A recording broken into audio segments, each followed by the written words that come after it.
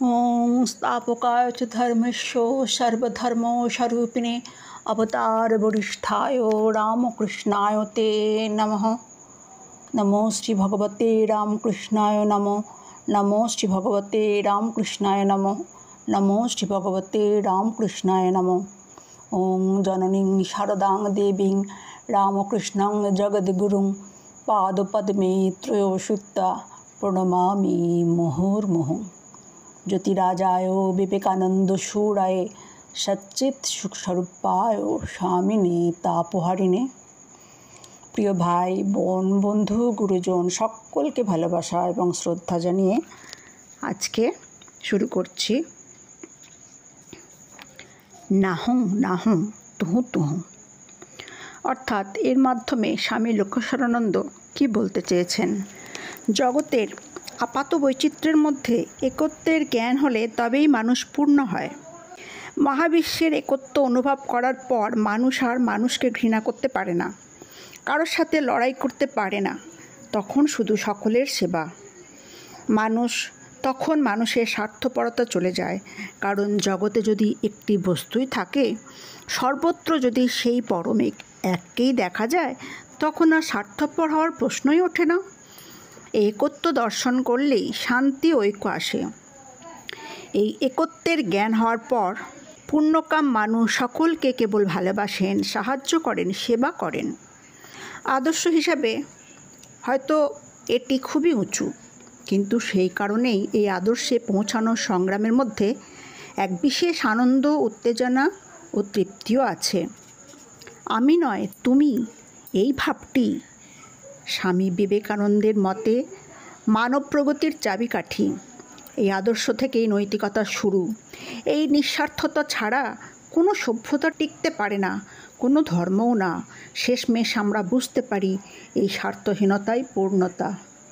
এই কোষ্ঠী পাথরে যদি বিচার করি, তাহলে কখনো কোনো পূর্ণ মানব আমাদের মধ্যে আবির্ভূত হয়েছেন কি? হ্যাঁ, অবশ্যই। কয়েকটি নাম সঙ্গে সঙ্গেই আমাদের মানসপটে ভেসে ওঠে। একজন হলেন বুদ্ধ।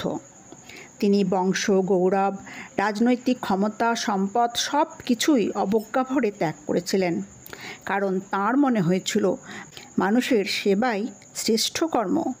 এক নিরীহ মেষশাবক অথবা দুর্ধর্ষ খুনি, দুজনের যে কোনো কারোর জন্যই তিনি হাসি মুখে প্রাণ দিতে পারতেন। যিশু মৃত্যুকে বরণ করেছিলেন যাতে অন্যেরা অমৃতত্ব লাভ করতে পারি।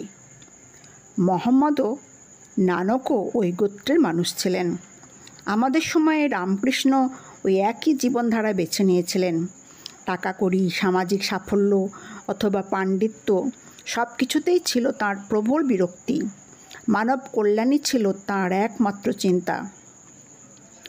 রামকৃষ্ণের জীবন থেকে আমরা এই শিক্ষাই পাই যে সুখ পাওয়ার নয়, সুখ হওয়ায়। তাঁর জাগতিক সম্পদ বলতে কিছুই ছিল না, তবু তিনি সদা তৃপ্ত ছিলেন। তার অন্তরের ঐশ্বর্য বাইরের সব দৈন্য ঢেকে দিয়েছিল। এই যে ভিতরের ঐশ্বর্য, একে কি ভাষায় প্রকাশ করা যায়? যদি একটি শব্দে তা প্রকাশ করতে হয় তো বলবো স্বার্থহীনতা। এই নিঃস্বার্থতা তখনই আসবে যখন আমার আত্মাকে অন্যের মধ্যে দেখব, অন্যদের আত্মায় আমাকে।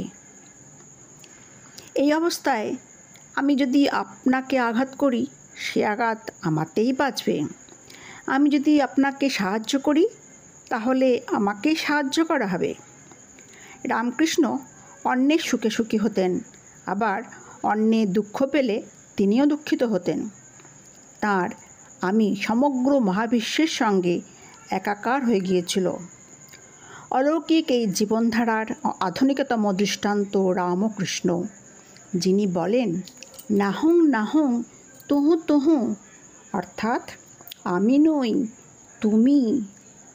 অর্থাৎ তিনি বলতে চাইলেন যে আমরা কিছুই করি না, সব তিনিই করাচ্ছেন আমাদের ভিতর দিয়ে তিনি আমাদের সেই একই পথে নিয়ে যাচ্ছেন।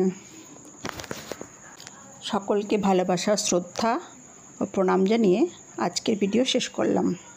যদি ভিডিওটি ভালো লাগে লাইক, কমেন্ট, শেয়ার এবং সাবস্ক্রাইব করে দেবেন। কারণ আপনাদের ভালোবাসাই আমার পথ চলার প্রেরণা। সকলে ভালো থাকবেন, সুস্থ থাকবেন। ধন্যবাদ।